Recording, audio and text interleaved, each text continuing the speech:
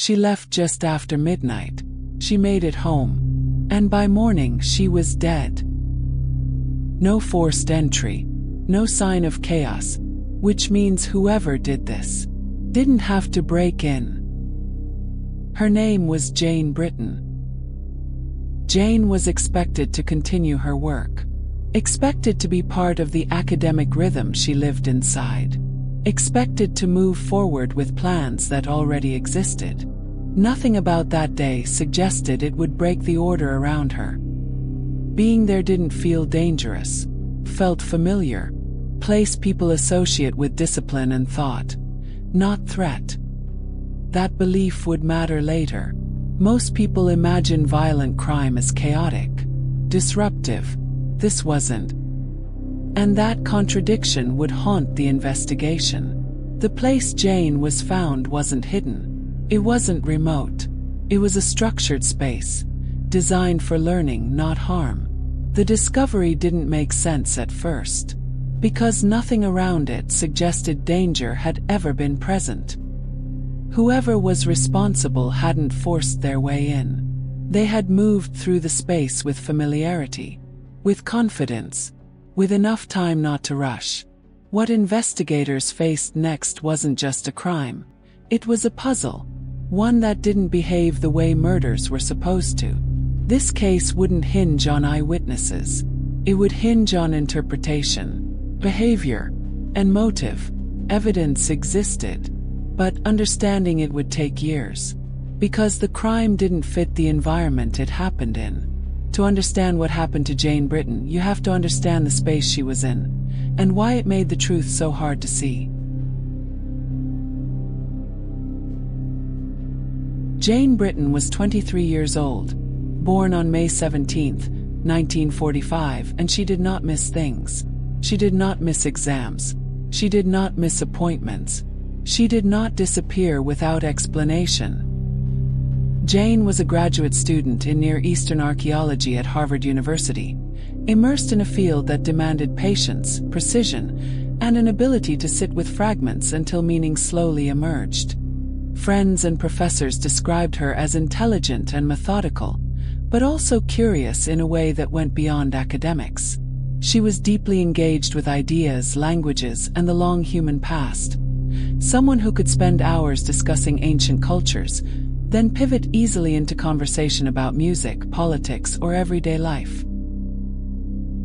She lived independently in Cambridge, close to the university. Her routines were predictable in the way many disciplined students' lives are. Study sessions, social visits, exams, and phone calls that followed a familiar rhythm. Jane valued her autonomy, but she was not isolated. She maintained close relationships, including a boyfriend she spoke with regularly. When she made plans, she followed through. That consistency matters. Because on the night of January 7th, Jane did exactly what she always did. She spent the evening visiting a neighbor in her apartment building. There was nothing unusual about the visit. No reports of conflict. No indication that Jane felt uneasy or threatened.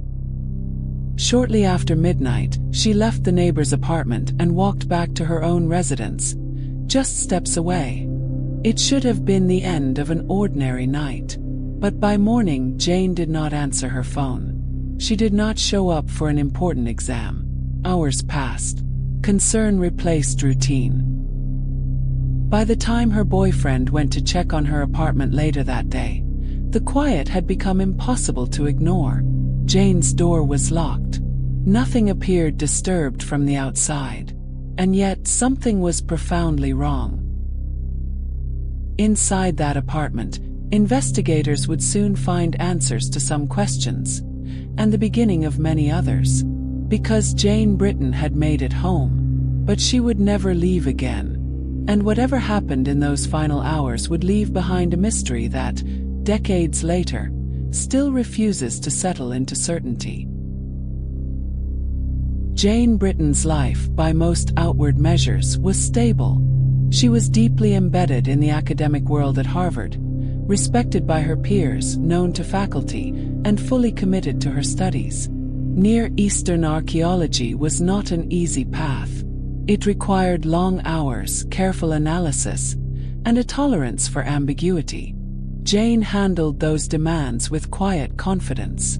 She was serious about her work, but not consumed by it. Friends remembered her as balanced, socially engaged, and intellectually generous. Her relationships reflected that steadiness. Jane had a boyfriend she spoke with regularly. Their connection appeared supportive, without public conflict or signs of strain. She also maintained friendships within her apartment building and the wider Cambridge community. These were not fleeting connections. They were rooted in proximity, shared schedules, and trust built over time. Nothing in Jane's known relationships suggested volatility. That absence matters. Because when investigators later began reconstructing the hours and days surrounding her death, they found no evidence of escalating disputes. No reports of threats, no recent breakups, no obvious enemies.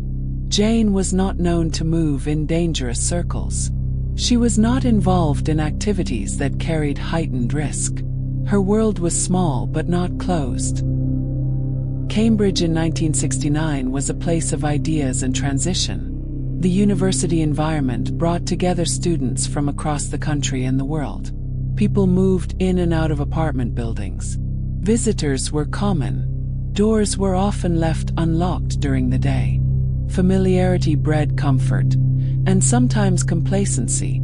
Jane lived alone but not in isolation. Her apartment building was shared with others. Neighbors came and went. Social visits were routine. On the night she was last seen, she had spent time in a neighbor's apartment. A normal, unremarkable interaction that fit squarely within her established patterns. There were no witnesses who reported arguments. No one recalled raised voices. No one noticed anyone following her. And yet, proximity alone creates access. Investigators would later have to confront an uncomfortable truth. Whoever harmed Jane did not need to force their way in from the street. They may not have needed to break in at all. The setting, an apartment building near a university, meant opportunity could emerge quietly, without drawing attention. This is where uncertainty begins to take hold. Was Jane targeted by someone she knew? Was she interrupted by a stranger who crossed her path at precisely the wrong moment? Or did something far more random unfold behind a closed door, unseen and unheard? The lack of clear conflict did not rule out danger. It only obscured it. And as detectives began examining Jane's final movements, who had seen her, who had access to the building, who might have known her routines, they faced a case defined not by obvious suspects, but by absence. No forced entry, no immediate motive, no single relationship that stood out. Just a young woman who returned home as expected, and a space that would soon reveal signs of violence without revealing its source. By the time investigators shifted from context to crime scene, one reality was already clear. Whatever happened to Jane Britton did not announce itself. It waited, quietly, until it was discovered. The timeline narrowed quickly. Jane Britton was last seen shortly after midnight on January 8, 1969. She had been visiting a neighbor in her apartment building. Witnesses later confirmed she left the apartment alone, intending to return to her own unit just steps away. It was a familiar route, one she had taken countless times before. Nothing about that walk stood out. There were no reports of struggle in the hallway, no sounds that drew attention. No one recalled seeing her enter with company. The building settled back into quiet, the way it always did after midnight. And then the silence stretched. By morning, Jane had not answered her phone. She missed an exam, an absence that immediately raised concern among those who knew her habits. Jane did not skip commitments without explanation. She did not disappear without warning. As the hours passed, worry hardened into alarm. When her boyfriend went to check on her apartment, He found the door closed. Inside, the scene was unmistakable. Jane Britton was deceased. Police were called. The apartment was secured. What investigators encountered inside shifted the case instantly from concern to homicide. Jane had suffered blunt force trauma to the head. The autopsy would later confirm she had also been sexually assaulted. There was no ambiguity about cause of death, but there was profound ambiguity about how and by whom it had occurred. The apartment showed signs of disturbance, but not of chaos. This was not a frenzied break-in. Items were not scattered indiscriminately. There was no clear point of forced entry. Windows were intact. The door showed no signs of being broken. That absence mattered.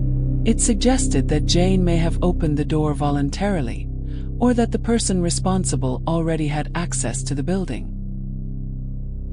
Investigators documented the scene carefully, noting positioning, injuries, and the lack of obvious defensive wounds that might suggest a prolonged struggle. Forensic science in 1969 had limits.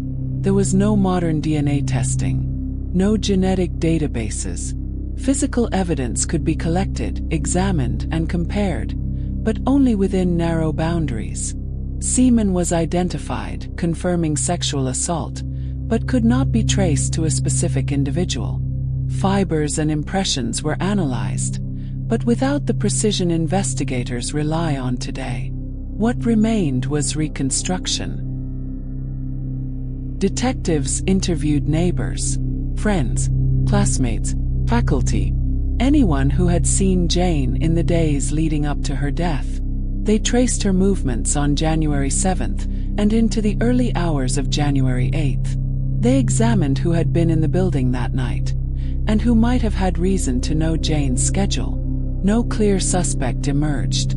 Some interviews raised questions.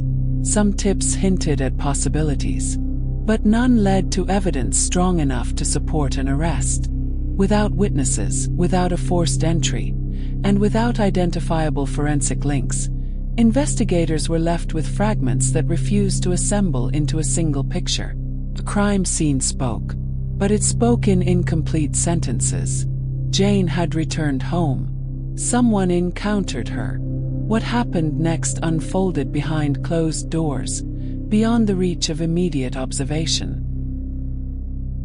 And as days turned into weeks and weeks into years, the case took on a new shape, not as an active pursuit with narrowing focus, but as a lingering presence. A file revisited, a theory reconsidered, question left open. The evidence confirmed a violent crime. What it could not confirm was the identity of the person responsible. And with each passing year, the silence grew heavier, not because nothing was known, but because what mattered most remained just out of reach. Jane Britton's case would not move toward resolution. It would move into history, unanswered, waiting.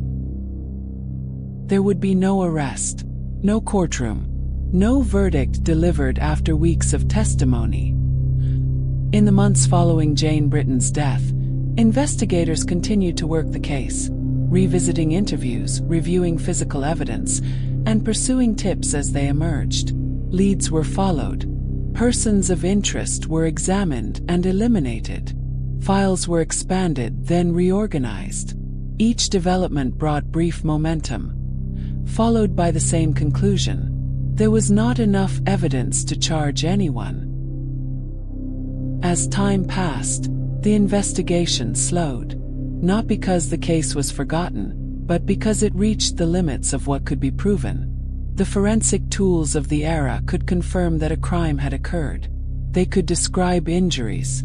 They could establish timelines. But they could not identify a perpetrator with certainty. And without certainty, the legal system could not move forward. Jane Britton's death was never brought before a court. No one was tried. No one was convicted.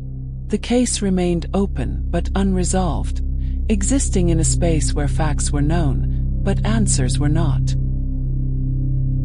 For those who loved Jane, that absence of resolution became its own burden. Her family, friends, and academic community were left to grieve without the structure that justice sometimes provides.